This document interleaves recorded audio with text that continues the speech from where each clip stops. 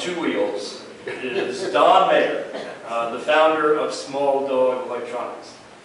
As a young man, Don returned his draft card to the Selective Service with a letter as an act of civil disobedience. He then called the FBI to ask them why they hadn't come looking for him. Don describes his sustainable business mission as follows. The effect we have on our environment, community, customers, and employees is just as important as maintaining our profitability. It is my honor to now bring you straight from the extreme left-hand side of the table.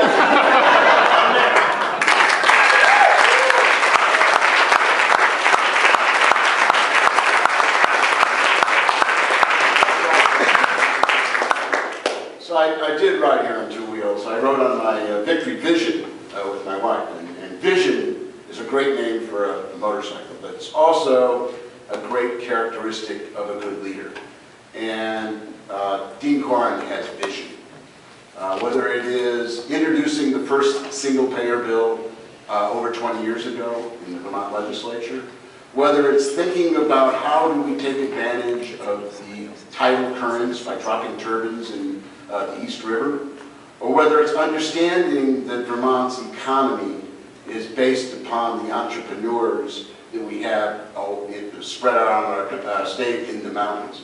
A couple weeks ago, I was on a motorcycle ride with a bunch of investors and entrepreneurs and business people, and we went all over the state. And we listened to business pitches, and we listened to business pitches about sustainable food, about IT infrastructure, about people that wanted to make apps, about people who were making food or wanted to have a food cart. And it was very apparent to me that what Dean says is actually true, that it is these kind of people that are the backbone of our economy, and they're the people that we have to nurture if the state's economy is going to be strong and if we're going to create jobs.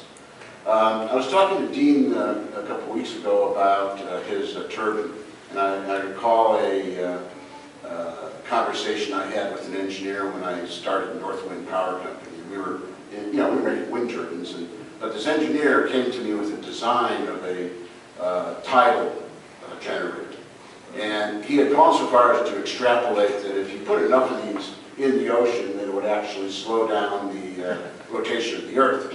So I was talking to Dean about it, so I was a little concerned that this thing was going to slow down the Earth. He said we're a lot, very, very far away from that, and we're really in no danger. But I think most importantly, I have been working on healthcare reform for 30 years. Dean has been working on it for just as long.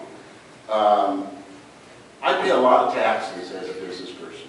I pay payroll taxes, I pay income taxes. There's a tax that I pay that not everybody has to pay, and that's the health insurance tax, the healthcare tax. And as Deb mentioned, it's for my company, it's 22% of my payroll.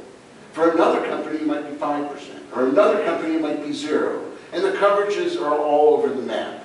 You might have a $5,000 deductible, a $10,000 deductible, a $5,000 copay, or a 0 copay.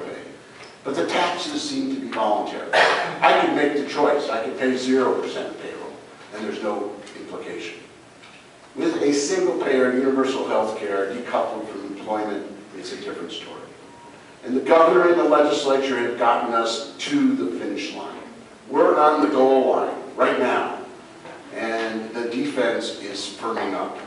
The defense has some heavy hitters. They're putting on the goal line. And we need our own heavy hitter on that goal line. We need Dean Corren as Lieutenant Governor, and I urge you to work to get him elected.